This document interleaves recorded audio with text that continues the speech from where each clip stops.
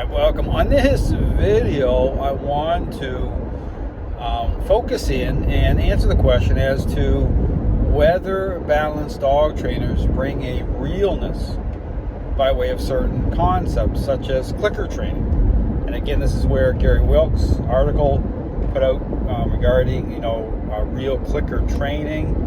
The video I did by way of him attempting to call out Karen Pryor, who's a force-free clicker trainer. And again, this goes into this whole issue about, balanced dog training in general, as it pertains to certain concepts. And this is where, again, you see balanced dog trainers, if you look at what they do, you ask them about, things like using treats. It's like, yeah, we do that. Oh, positive reinforcement. Oh, yeah, that's us. Or, clicker training. Oh, we do clicker training. All of it. It's this whole thing of, okay, well, they're like playing both sides of everything here. What is it? And, does, through balanced dog training, does that firm up these concepts? Well, the answer is absolutely not. Okay, understand, based on the starting point, based on how balanced dog trainers are jumping into a relationship problem and approaching it as a learning-based exercise, even though they'll try to reconcile certain devices such as remote collars. They use corrections.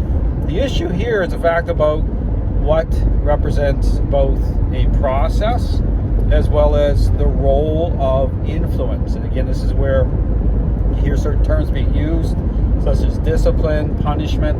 But understand that balanced dog trainers, number one, is they've come into agreement with this superficial idea by way of motivating dogs at the get-go, okay, in the middle of a relationship problem. And so they've opened that door completely wide open to perception of dogs not changing, okay, based on, just like force-free trainers, the assumptions they're making within the framework of certain responses without, any sort of, criteria or any way to even establish that those responses represent the balance that perceptions of dogs are actually changing, that's aligning that way. There's no criteria for that. In fact, it's inherently flawed. I show that. That's why you have dogs, just look at dogs moving around, doing a great sit for a treat, and then like 5 seconds later, they're trying to tear your arm off. Okay? I mean, think about that. How can you have dogs that can respond and they can look, fantastic? However, a dog can still be aggressive at the same time. Right there, that tells you, well, there's something. Is it something wrong with the dog? Like, what's going on here? And see, that's the problem in the dog training world. There's been no critical thinking applied. People have just taken a hold of this idea that's been like flawed from the beginning and have run with it. And the problem here is that because it ties into people's emotions and their feelings, it's very popular. Something can be very popular but be a total lie. Understand that. You can find comfort in a lie.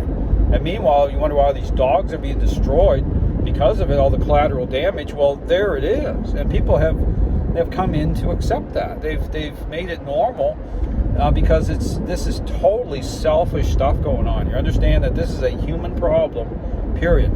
Okay, dogs are great. They're amazing animals, but they follow a path of nature. And so people are just totally inherently focused, self-absorbed into this stuff. So all to say that there is no realness factor here. I mean, the real part of this is that there's a real problem that balanced dog trainers are, just like force-free trainers, are refusing to confront because they're not incentivized to do it. They'll make less money. They'll lose all their fan base instantly because they've all come into, they're all complicit. This is like a big monopoly scheme is what this is. And that's where we're at in the dog training world. And people don't want to admit it. They don't want to face off on it. But that is where we're at. So all to say that any balanced dog trainer out there that says there's a realness, but then you have to ask yourself the question as well, what's going on here? They're trying to be everything to everybody. Well, because just like Robert Cabral said, well, it's just the opposite side of the coin. And what's the coin? Okay? Learning. Okay? This idea that trains a learning-based exercise. So it's the same coin. But the problem is, you flip that coin, well, it's a losing, it's a lose-lose situation when it comes to the dogs and their owners. Thanks for watching.